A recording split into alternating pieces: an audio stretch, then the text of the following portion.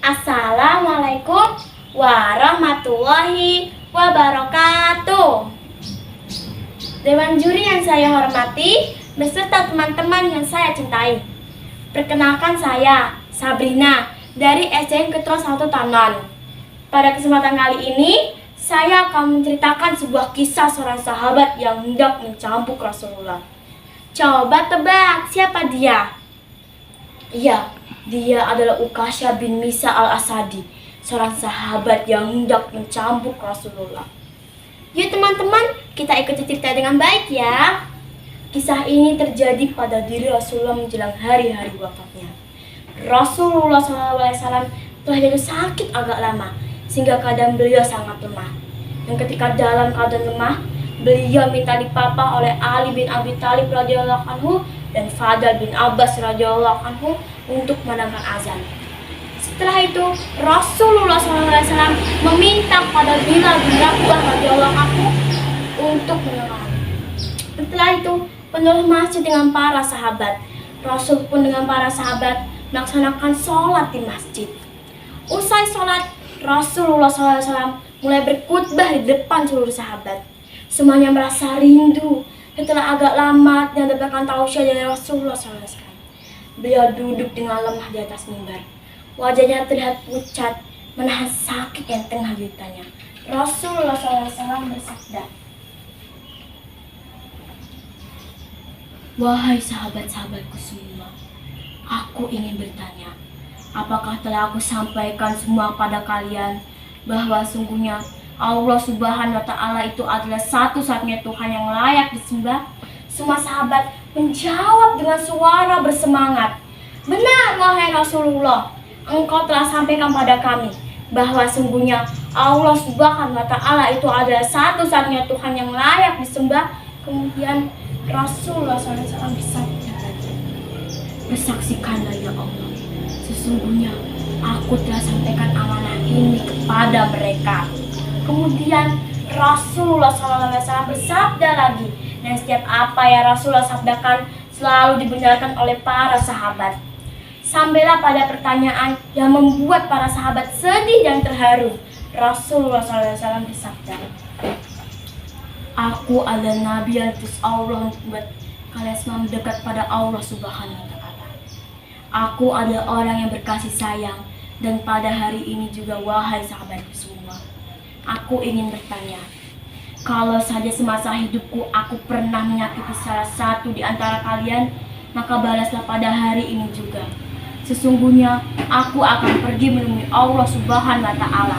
Dan sebelum aku pergi, aku ingin bertanya, adakah aku berhutang pada kalian?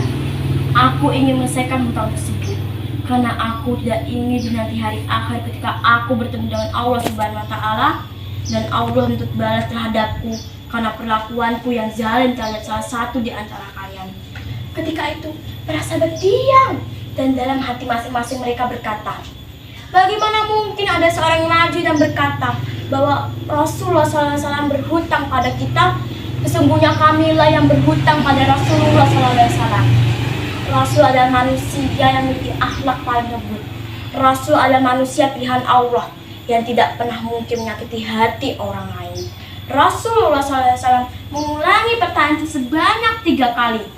"Adakah aku berhutang pada kalian? Adakah aku berhutang pada kalian?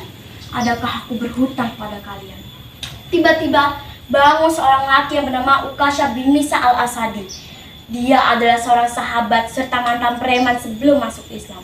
Ukasha pun mulai berkata, "Ya Rasulullah, aku ingin sampaikan masalah ini. Seandainya ini dianggap hutang, maka aku ingin engkau untuk selesaikan. Seandainya ini bukan dianggap hutang, maka tidak perlulah engkau berbuat apapun." Lalu Rasulullah SAW menjawab, "Sampaikanlah wahai Ukasha." Ukasha pun mulai bercerita, "Aku masih ingat ketika perang Badar dulu, ketika engkau sedang menunggangi kudamu, dan engkau dengan tongkat cemitimu hendak memukul kudamu. Namun cemiti itu tidak mengenai belakang kudamu, namun menyentuh punggungku, menyentuh tulang rusukku ya Rasulullah. Ketika itu aku sedang berdiri di belakang yang kuda engkau tunggangi. Sakit sekali rasanya ya Rasulullah. Mendengar itu, Rasulullah SAW menjawab, sesungguhnya itu adalah hutang, wahai Ukasya. Kalau dulu aku pukul dirimu, maka sekarang aku akan terima hal yang sama.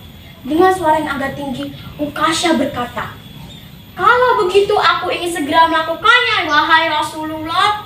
Ukasya seakan-akan merasa bersalah mengatakan demikian. Sedangkan ketika itu, para sahabat berteriak marah kepada Ukasya. Sungguh engkau tidak berperasaan, Ukasya. Bukankah baginda sedang sakit? Ukasya tidak menghiraukan semua itu. Lalu Rasulullah SAW meminta Bilal untuk mengambil cambuk di rumah Fatimah anaknya. Bilal mengambil cambuk itu di rumah Fatimah. Dan Fatimah bertanya, untuk apa Rasulullah minta cambuk ini, wahai Bilal? Bilal menjawab dengan nada sedih, sesungguhnya cambuk ini akan digunakan Ukasya untuk memukul Rasulullah SAW. Terkelanjutnya menangislah wahai Fatimah. Seraya berkata, untuk apa Ukasya hendak memukul ayahku Rasulullah? Ayahku Rasulullah sedang sakit. Jika dia hendak memukul, pukullah aku saja anaknya. Bilal menjawab, sesungguhnya ini adalah antara urusan mereka berdua. Bilal membawa cambuk itu ke masjid dan diberikannya kepada Ukasya.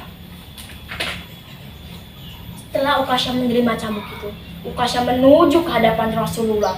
Tiba-tiba dihalangi oleh Abu Bakar sambil berkata, Ukasya, jika kau hendak memukul, pukullah aku saja. Aku adalah orang yang pertama beriman dengan apa yang Rasulullah sampaikan. Aku adalah sahabat di kala suka dan duka. Jika kau hendak memukul, pukullah aku saja. Lalu dijawab oleh Rasulullah SAW, duduklah wahai Abu Bakar. Ini adalah antara urusan aku dengan Ukasya. Ukasya menuju ke hadapan Rasulullah. Tiba-tiba dihalangi oleh Umar bin Khattab radhiyallahu anhu sambil berkata, Ukasya, jika kau hendak mukul, pukullah aku saja. Dulu memang aku tidak suka dengan nama Muhammad. Bahkan aku pernah ingin menyakitinya. Itu dulu. Sekarang tidak ada yang boleh menyakiti Rasulullah SAW.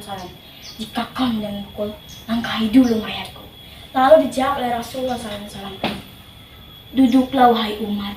Ini adalah antara urusan aku dengan Ukasya.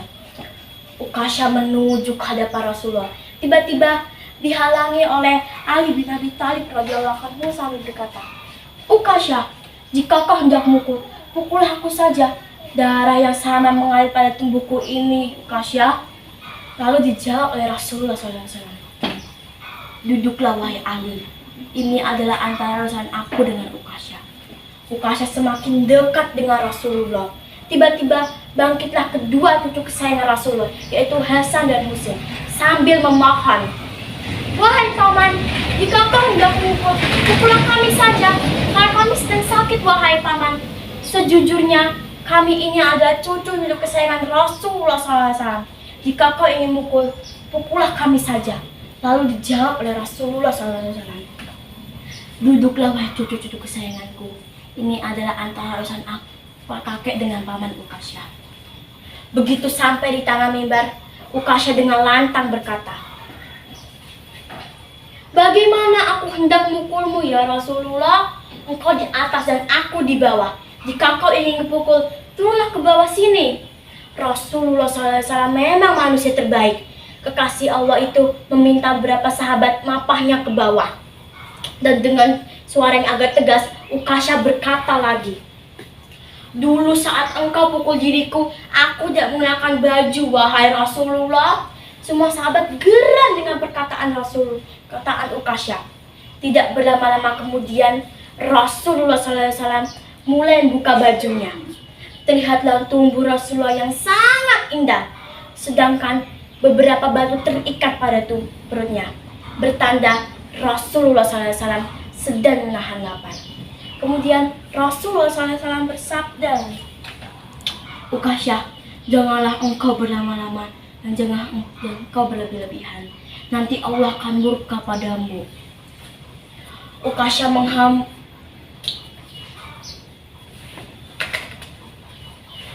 menghambur menuju Rasulullah. Cambuk yang dia pegang, ia buang jauh sambil memeluk Rasulullah serat-eratnya dan menangis sejadi-jadinya sambil berkata, "Ya Rasulullah, maafkan aku, ampuni aku. Di mana ada manusia yang ingin menyakiti dirimu, wahai Rasulullah. Sejujurnya, aku melakukan ini hanya untuk menyatukan tubuhku dengan tubuhmu. Karena engkau pernah berkata, barang siapa saja yang tubuhnya bersentuhan dengan tubuhku, diharamkan api neraka. Sesungguhnya, aku bercita-cita seumur hidupku untuk memeluk tubuhmu. Dan aku tahu, jika tubuhmu itu tidak akan dimakan api neraka. Dan sesungguhnya, aku takut dengan api neraka." Dengan senyum, Rasulullah SAW bisa berkata, "Wahai sahabat-sahabatku semua, jika kalian ingin melihat ahli surga, maka lihatlah Uqasyah."